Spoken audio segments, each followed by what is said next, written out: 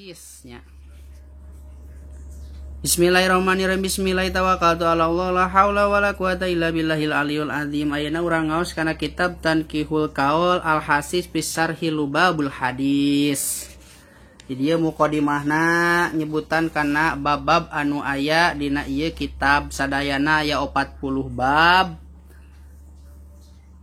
40 bab eta teh sadayana dina sababna teh aya 10 hadis gitu. Ayeuna langsung kana bab anu awal. Al babul awalu ari bab anu kahijina fi fadilatil ilmi eta tetep dina martelakeun padilahna ilmu wal ulama'i sareng ulama. Qala parantos ngadawuh saha Nabi Kangjeng Nabi Muhammad sallallahu alaihi wasallam. Libni Mas'udin ka Imam Ibnu Mas'ud radhiyallahu muga-muga mikarido saha Allah Gusti Allah anhu kaya Imam Ibnu Mas'ud.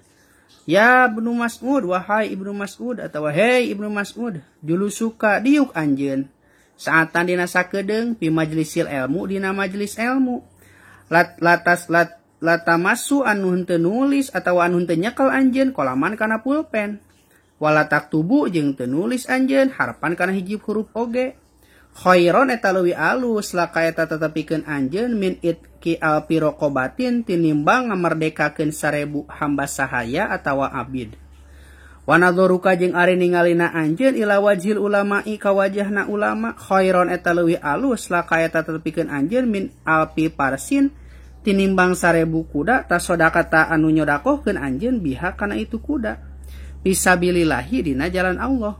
Wassalamuka jeung ari maca salamna anjeun alal alimi ka jalma anu berilmu atawa ka ulama khairon eta leuwih alus laka eta tetepikeun anjeun min ibadati alpin sanatin tinimbang ibadahna 1000 rakaat.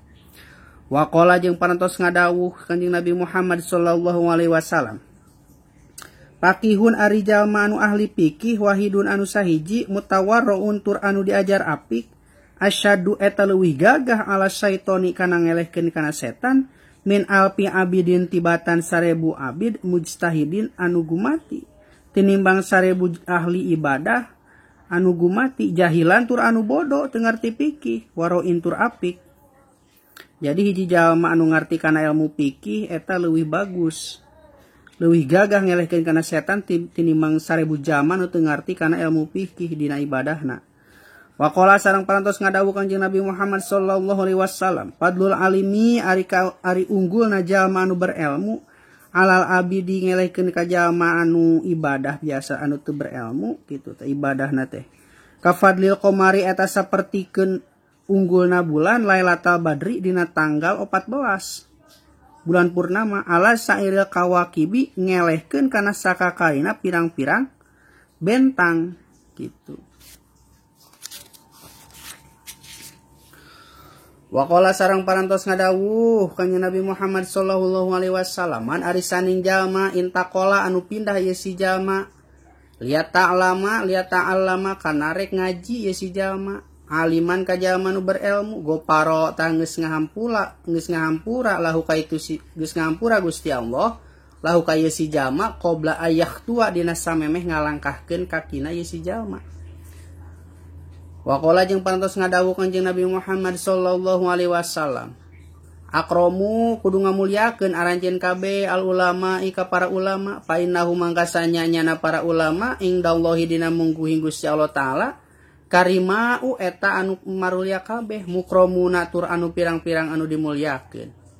Wa qala jeung parantos ngadawuh Kanjeng Nabi Muhammad sallallahu alaihi wasallam man ari saning jalmana nadzara anu ningali si jalma ila wajhil alimi ka jalma anu berilmu nadrotan kalawan sareretan fa fariha tuluy bungah itu si jalma biha ku sabab itu nempo khalaqa tanggeus nyiptakeun saha Allah Gusti Allah taala bari mar Gusti Allah mintil kana nadroti tina itu ningali teh malakan kana hiji malaikat yastagfiru anu maca istighfar ieu malaikat lahu ka si jalma yastagfiru anu mangmentakeun hampura ieu malaikat lahu ka si jalma ila yaumil kiamati dugikeun ka poe kiamat.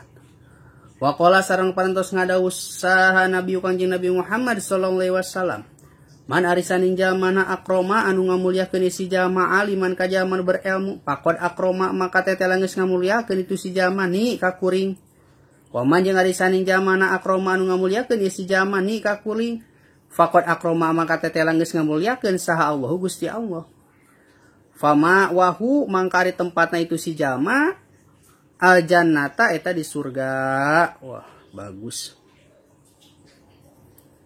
Waqala sareng parantos ngadawuh Kanjeng Nabi Muhammad sallallahu alaihi wasallam, naumul alimi ari sarena jalma anu berilmu abdolu eta leuwih utama eta leuwih unggul min ibadatil jahili tinimbang ibadahna jalma anu bodoh. Jadi sarena gen jalma anu berilmu mah eta leuwih alus tinimbang ibadahna jalma anu teu ngarti kana agama atau teu ngarti kana ilmu.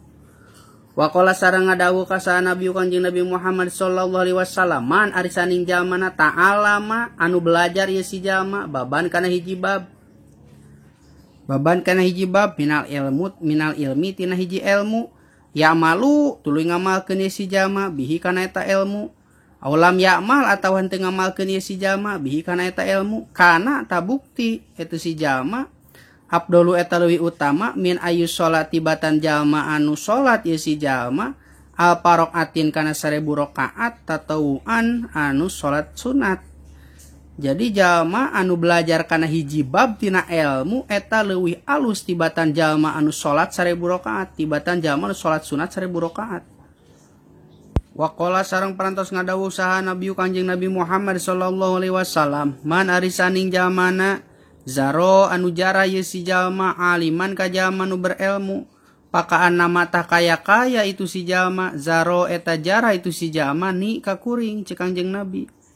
Waman jeung ari saning jalmana sofaha anu sasalaman ieu si jalma aliman ka jalma anu berilmu pakaan nama tah kaya itu si jalma sofaha eta sasalaman itu si jalma ni ka kuring. Waman jeung ari saning jalma jalasa anu ririungan itu si jalma aliman ka jalma anu berilmu pakaan nama tah kaya itu si jalma jalasa eta ririungan itu si jalma ni sarta kuring pi dunia di dunia. Waman jeung ari saning jalmana jalasa anu ririungan itu si jalma ni ka kuring pi dunia di dunia ajelas tu tabakal ngadiukeun kuring hu atawa ajelas tu tabakal ngariungkeun kuring hu ka itu si jalma maani sartana kuring yaumul kiamati dina poe kiamah atawa ajelas tu tabakal ngadiukeun kuring hu ka itu si jalma maani sarta kuring yaumul kiamati dina poe kiamah. Al-babus tsani wallahu a'lam bishawab.